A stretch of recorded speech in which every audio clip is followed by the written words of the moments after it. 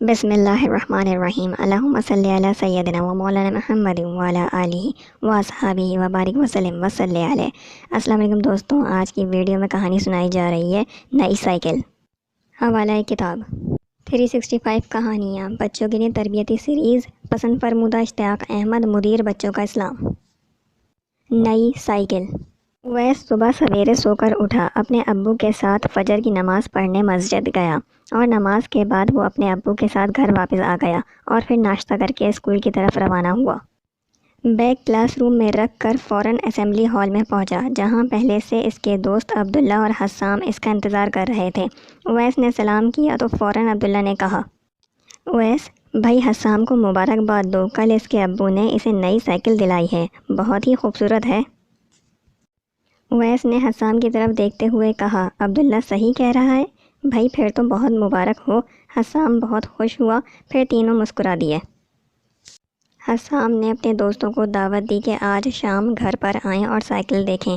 اویس اور عبداللہ عصر کے بعد قرآن کریم پڑھ کر مسجد سے سیدھے حسام کے گھر روانہ ہوئے، جہاں حسام پہلے سے ان کا انتظار کر رہا تھا۔ سلام و دعا کے بعد دونوں کو گھر کے صحن میں جہاں سائیکل کھڑی تھی لے گیا۔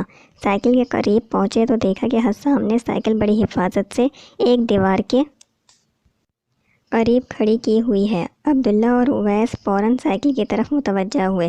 عبداللہ نے جھک کر سائیکل کو اوپر نیچے سے دیکھا اور کہا، بھائی مبارک ہو، بہت ہی عمدہ اور خوبصورت سائیکل ہے۔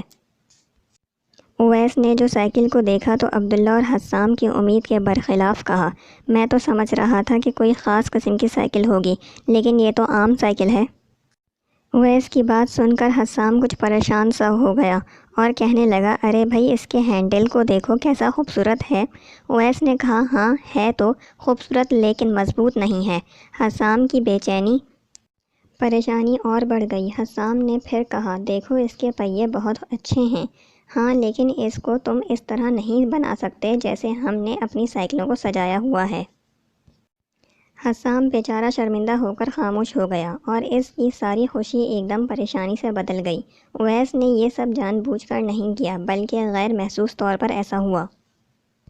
عبداللہ نے دونوں کی حالت کو بھانپ لیا اور بات ختم کرتے ہوئے کہا، ارے سجانا کیسا بھی ہو وہ بات کی بات ہے، ابھی تو بہت خوبصورت لگ رہی ہے، اس جیسی سائیکل میں نے تو کبھی نہیں دیکھی۔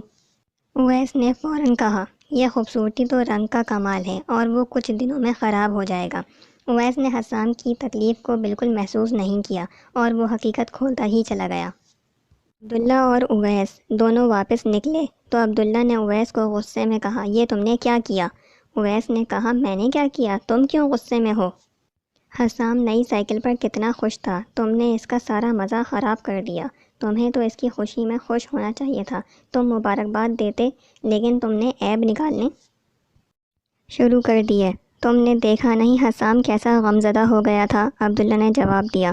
اویس کو اپنی غلطی کا احساس ہوا، وہ فوراً عبداللہ کو ساتھ لے کر واپس حسام کے پاس گیا اور اس سے معافی مانگی اور اس کی خوشی میں شریک ہوا۔ اس دن اویس نے ایک اچھا سبق سیکھا کہ لوگوں کی خوشیوں کے قاتل نہیں بنو، بلکہ خوش رکھنے کی کوشش کرو۔ فائدہ: پیارے بچوں، اگر کسی کو خوش نہیں کر سکتے تو غمزدہ بھی نہیں کرنا چاہیے، اور پھر مسلمان کو خوش کرنے یا اس کی خوشی میں شریک ہونے سے اللہ تعالیٰ بہت زیادہ خوش ہوتے ہیں۔ دوستوں، امید کرتی ہوں کہ آج کی کہانی نئی سائیکل آپ لوگوں کو پسند آئی ہوگی۔ نیکسٹ ویڈیو تک کے لیے اجازت دیجیے، دعاؤں میں یاد رکھیے گا۔ اللہ حافظ۔